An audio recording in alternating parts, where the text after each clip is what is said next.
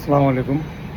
তো অনেকেই ইদানিং ম্যান পাওয়ার নিয়ে খুবই হতাশায় আছেন যে ম্যান পাওয়ার হচ্ছে না কেন, দিচ্ছে না কেন। তো এখানে মেইন প্রবলেম যেটা সেটা বলবো যে আসলে আহ, অনেক সময় আমি আরএলকে দায়ী করি বা অনেক অফিসকে দায়ী করতাম, কিন্তু আসলে অফিসের জায়গা থেকে অফিস অনেক চেষ্টা করতেছে। হয়তো শক্তপোক্তভাবে যারা আরএলের মালিক তারা প্রতিবাদ করতেছে না, কিন্তু মেইন যে প্রবলেমটা সেটা হচ্ছে আমাদের আমলাতন্ত্রের জায়গাগুলা, যেখানে আগে যারা ফাইল নিয়ে নাড়াচাড়া করতো ঠিক একই ব্যক্তিরাই কিন্তু ফাইল নিয়ে নাড়াচাড়া করতেছে, এরাই কিন্তু আটকে রাখতেছে। এটার সমস্যাটা কোথায়? সমস্যা হচ্ছে সিন্ডিকেট। তো আমি মনে করি এই যে ভিসার একটা ধান্দাবাজি তো আছেই, ভিসা হওয়ার পরেও সলিড একটা ভিসা যেটা বিদেশ থেকে দেয়, অনলাইনে চেক করার পর পাওয়া যায়, এটা নিয়ে তামাশা করার কোনো যৌক্তিকতা আসে না, কারণ এটা হচ্ছে সাধারণ জনগণের হক।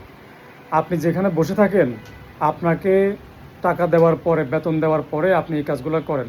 কার কাজ? জনগণের কাজ। আর জনগণই কিন্তু আপনাকে বেতন দিচ্ছে। বেতন কিভাবে পান সেটা তো আপনার সবাই জানে, ট্যাক্সের থেকেই পান। তো এই ট্যাক্স তো সাধারণ জনগণ থেকেই কাটে নাকি? এখন তাহলে কথা হচ্ছে, আপনারা যে এই তামাশা করে, মানে কার কথা শুনে এরকম করতেছেন? কে এরকম করে আপনাদেরকে এই বিজনেসটা ধ্বংস করার জন্য বলতেছে?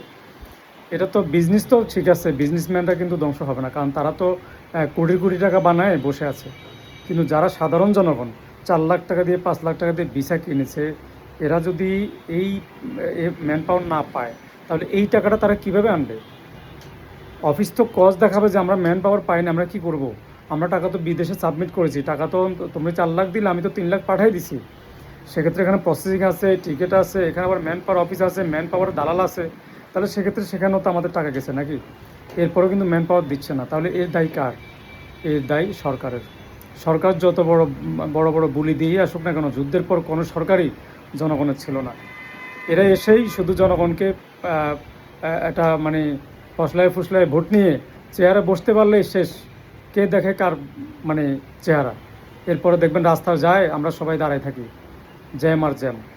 এরা হচ্ছে ওই এসির ভিতরে ঢুকলে আর মনে থাকে না যে এর আগের পর্বে কী ছিল, ক্ষমতায় বসার আগের চেহারাটা কী ছিল, আগের পর্বে কী ছিল সেটা আর দেখে না। তো আপনারা যারা এখন ইমার্জেন্সিভাবে ফাইল তুলতে পারতেছেন না, তাদেরকে বলো অফিসের সাথে কথা বলে, সিন্ডিকেটের সাথে, যারা সিন্ডিকেট করে তাদের সাথে কথা বলে যেভাবে হোক, টাকা পয়সা দিয়ে হোক, এটা উঠাই ফেলেন। এছাড়া কোনো গতি নাই। উপরে অনেকেই ফাইল ছাড়তেছে না। ঠিক আছে, ধন্যবাদ।